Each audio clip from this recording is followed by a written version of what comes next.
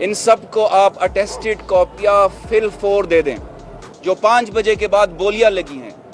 ان کے خلاف سخت سے سخت ایکشن لیا جائے گا۔ آج الیکشن کمیشن کے وکلاء نے یہ کہا کہ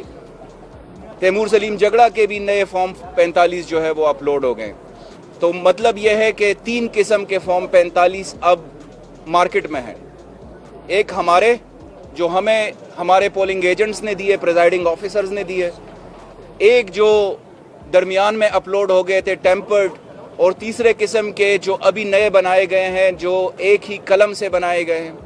ایک ہی ہینڈ رائٹنگ سے بنائے گئے ہیں۔ اور یہ ساری چیزیں جو ہے آپ سب کے سامنے ہم بارہا لے کر آ رہے تھے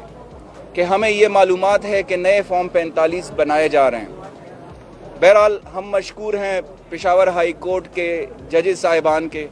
کہ انہوں نے آج ہدایات دی الیکشن کمیشن کو کہ آپ ان کو فل 4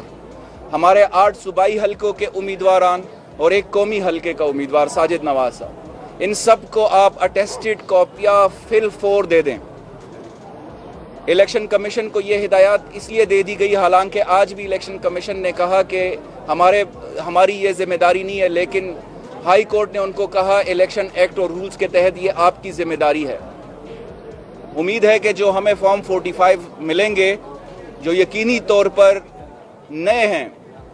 جو 8 تاریخ کی شام کو ملے تھے ہمیں، وہ نہیں ہیں۔ اور یہ بھی میں بتا دیتا چلوں اپنے تمام تحریک انصاف کے امیدواران کے بہاف پر جو آزاد کنٹیسٹ کر رہے تھے،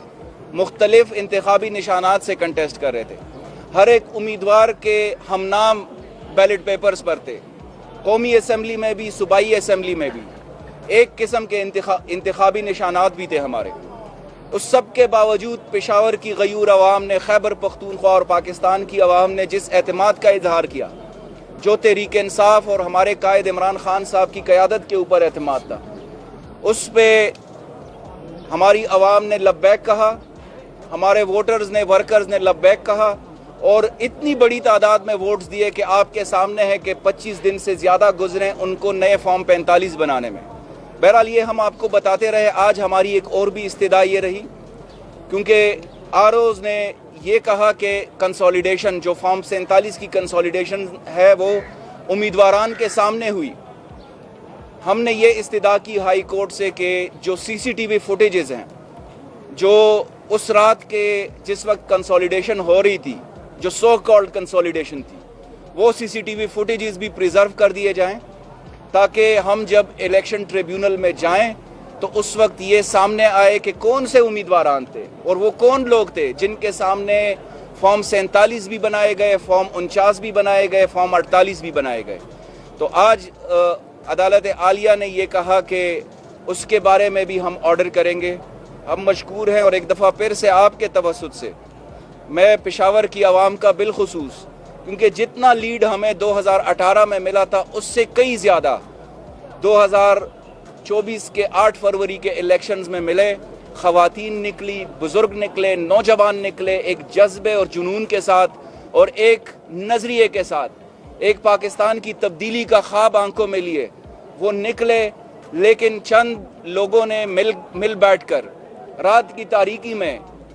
ایک ڈاکہ ڈالا عوام کے حق کے اوپر، اور عوام کے پاس جو ووٹ کا حق ہے وہ ان سے محروم کر لیا گیا۔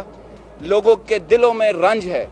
پشاور کے عوام، بالخصوص خواتین جو ہمیں ملتی ہے جب ہم حلقوں میں جاتے ہیں، جو بزرگ ہمیں ملتے ہیں،